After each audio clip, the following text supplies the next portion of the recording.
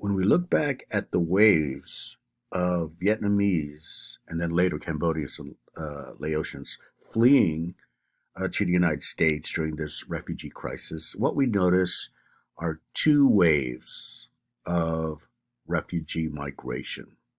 Okay, two waves. So let's talk about the first wave first. And this really correlates to the fall of South Vietnam by 1975, as I mentioned. Now, even though there's some Cambodians that will flee during the first wave, it's mostly Vietnamese. It's overwhelmingly Vietnamese, actually. And obviously, they're fleeing communist rule in Indochina immediately after the 1975 defeat. As I mentioned, they're trying to escape reprisals and persecution from the communists, since they were anti-communists. Then it's readily evident that they're going to be subject to reprisals.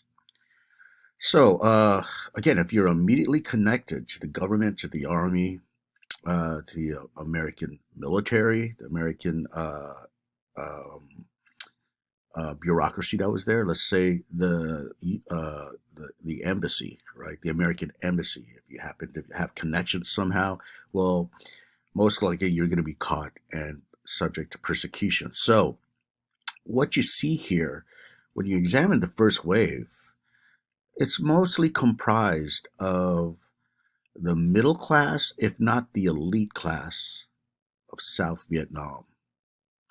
As I just stated, many of them worked at key administrative or key military positions in South Vietnam or Cambodia for that matter. And many of them are not from the rural areas. They're not farmers. They're not peasant farmers. They're urban. They're urbanites. Okay. Many of them, because of their positions and their connections to American government and American military, many of them were fluent in English. Quite a few had college education. Another thing that's important to note here when it comes to religion, even though Vietnam is predominantly a Buddhist country, many of them were Catholics because there is a significant Catholic population in Vietnam. And so if you were Catholic, then most likely you had to flee as well. Okay, so there you go. Mostly from the urban areas, um, more educated, the professional class, as I mentioned, English speaking skills, even Catholic. So we're talking about, again, the middle class, if not elite. All right, so as I mentioned, the U.S. initiates the Refugee Assistance Act, Indochina Refugee and Assistance Act, which brings refugees. First, they go to U.S. military bases, especially in the Philippines. And then from there, they're transported to the United States. So with this first wave, you see 130, roughly speaking, refugees coming. And here, let me again go back to the slide earlier. And here you see in our terms here, the crucial importance of what's called VOLAGs. VOLAGs are basically, it's short for voluntary agencies. Okay. And think of VOLAGs as not necessarily connected to government, right? They're part of what's called civic society, or civil society to be more accurate. Civil society basically refers to those institutions between citizens, right, and the larger government. So you have these various institutions like, philanthropy groups, even things we take for granted like Boy Scouts, Girl Scouts, PTA, churches, right, and so forth. So they're non-governmental, but it's between the citizen and the government. So civil society certainly includes voluntary agencies. So you see examples of VOLAGs, to use our term, religious groups, charity groups. For example, some crucial ones in the first wave, and certainly applying to the second wave too, included organizations like um, the U.S. Catholic Conference, the International Rescue Committee, the Red Cross, the Hebrew Immigrant Aid Society, the Lutheran Refugee Services. So when you think about all these things like Lutheran or Catholic, many of them were compelled by religious duty in a way. Some of them are just humanitarian, right? Like the Hebrew Immigrant Aid Society or the International Rescue Committee, as I just mentioned. So they're all becoming involved. So what I'm saying here, even though the state is highly involved, so too are VOLAGs. VOLAGs are not government. They're working with the government, but they're not actual government agencies. So this is a crucial part of the first wave, and many Americans, by the way, thought that this would be the only wave when this was happening by 1975 through 1978. And therefore, with the first wave, in terms of public opinion, it was more acceptable to the public. All right. But then you're going to see a second wave. And here, sorry for jumping around, but we have to talk about the second wave, which involves the boat people. So who are these people? Well, some of them have already been sent to re-education camps, like I said, or some of them were in hiding. Some of them were still in the urban areas, but some of them were also in the rural areas. And basically, they just decided to flee Vietnam later, right? Not at 75 or 76, but after 78. So the second wave refers mostly to these Vietnamese boat people. That's the name that stuck with them. Because why? They left Vietnam. They risked it all to board these rickety boats. And they just hoped that someone would pick them up. Someone in, say, close by, right? Any close by area. And demographically, they're different, as I kind of alluded to earlier. Okay, first of all, as I mentioned, they lived the first few years amid these conditions of communist rule, oppressive conditions. Many of them were already sent to re-education camps, and they decided to escape on land or on sea. Okay, some of them actually a lot of them, instead of going on the boat, they decided to go to Thailand instead. But a lot of them also went on the boats. So they're escaping, right? And if they happen to avoid drowning or being victimized by pirates abroad, that happened a lot. And by the way, the plight is just unbelievable. The predicament they're in, when you read their testimonies, is just horrendous, right? But if they were lucky to escape with their lives, they were sent to asylum refugee camps in the Philippines and Malaysia before coming to the United States. So there's a lot of bureaucratic detail that had to be taken care of before they could just migrate as refugees to the United States. Demographically, also, they're more rural. There are a lot more rural or agrarian persons, let's say peasants, less educated. So they're not the middle class. Okay. And because of that, since they were agrarian, many lacked job skills, especially that's going to matter when they come to the United States. You don't have this transferable job skill to the United States that they could, fill in this occupational niche once they arrive here. So that's going to pose a problem with them, right? And by the way, I should mention this too. 25% of the boat people here were, quote, ethnic Chinese, unquote. Okay. Ethnic Chinese. In other words, in Vietnam, there were some ethnic Chinese, right, who were racially or ethno-racially, to be accurate, more connected to, they were connected to the Chinese race or Chinese ethnicity, okay? And when the communists took over, the ethnic Chinese were particularly targeted and persecuted by the communists. So they're fleeing too. Okay, so you have ethnic Chinese and the Vietnamese, and this picks up after 78, right? The first wave ends in 78. And then through 78 and the 80s, you have the second wave. And you have the government passing the Refugee Act of 1980. And there we have it right here, Refugee Act of 1980. And basically, this raised the annual ceiling of refugees. At first, officially, the ceiling was 17,000, but it raised it to 50,000.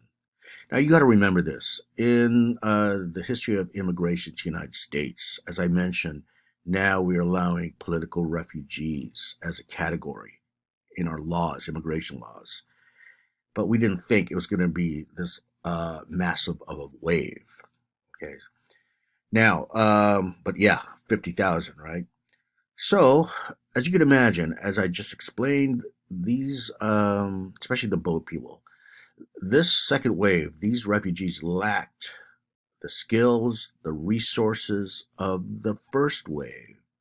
So they're going to encounter different obstacles and different challenges than the first wave. I'm not saying it was a cakewalk for the first wave. Of course, they have difficulties as well, but it's more pronounced, you could say, with the second wave because of their demographic background, which is what I'm emphasizing here, right?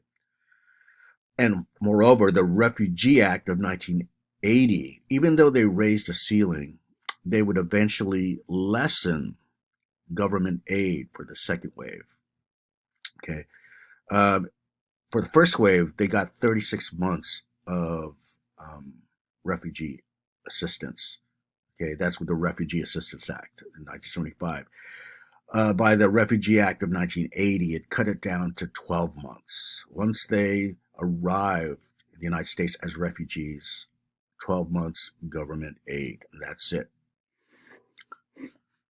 So when we're talking about the second wave here from, again, 78 through the early 80s, actually throughout the 80s, we have to talk about two key factors that are going to influence the settlement efforts of this refugee flow. Okay, the two key factors involved here are number one, public opinion, American public opinion regarding the Indochinese refugees, and number two, the goal of assimilation. So, regarding the first aspect, which is public opinion, in the United States, by the late 1970s and early 1980s, public approval for Indochinese refugees was not high. It was quite low. Okay, 60% of the American public disapproved of the admission and support of refugees. And there's really four factors that are influencing this lack of public support. First of all, in the case of the Indochinese, and by the way, this is opposed to some of the Cubans that were fleeing Cuba at this around the same time in the early 80s. All right, and they're of course going to settle in Florida, right, Miami, and so forth. But when it came to the Vietnamese, when they came over, as opposed to the Cubans again, the Vietnamese reminded Americans of the war. Okay, and they also reminded the United States or the United States citizens of how bitterly divided the country was during the war. Okay, the fact that the United States lost to quote backward peasants unquote, you could see how this would sort of bring up division, right, or at least lower public opinion. And by the way, many Americans lumped all the Indochinese together as Vietnamese, even though they're Laotian or Cambodian. And a second factor behind this disapproval was during this time, by the mid 1970s to the early 80s, the arrival of refugees happened to coincide with an economic downturn and recession. During this time, there's high unemployment and inflation. By the way, this is called stagflation. When you have high unemployment and inflation together happening contemporaneously, that's called stagflation. And this is exactly what was afflicting the economy, the nation, by the 70s. You also have an energy crisis, basically due to this oil embargo among petroleum producing nations in the Middle East that we were in conflict with, excuse me, they basically put up this embargo, and it led to oil just becoming so expensive and in short supply. All right, so this is an energy crisis during the 1970s, and you may have heard of this, like lines of cars for practically the whole day just trying to get some gas in these gas stations during the 70s. All right, and also another thing that was happening was a backlash against the civil rights movement. Okay, during the 1970s, this is, by the way, the third aspect behind low public opinion. Okay, um, you have during this time in the 70s things like affirmative action or the forced busing of students from, let's say, African American neighborhoods to white neighborhoods, white schools, right? To try to level the educational playing field, so to say. So this is happening, and in the backdrop of this is, the country suffering from this economic crisis, economic downturn. So, with, let's say, whites and Caucasians suffering from economic uncertainty, unemployment, they tended to blame persons of color, right, for their plight. So you have a backlash against this. All right. So again, you have the reminder of a bitterly divided nation with the presence of Indo-Chinese. You have economic downturn, which, by the way, there was concern that these refugees would take jobs away from Americans who were unemployed, right? You had, thirdly, the backlash against the civil rights gains that were made during the 60s and early 70s. And I should say, also, maybe this is a fourth factor, is that many Americans who at first were compassionate with the first wave, that is, the earliest immigration wave, they began to change their mind, what you could call compassion fatigue. Okay, they were just basically tired of the issue and really the whole issue of the Vietnam War in general. Okay, so all these factors led to low approval, and that's going to figure prominently in not only the reception, but how the Indo-Chinese refugees have to adapt to American society. So we'll move on to our next video.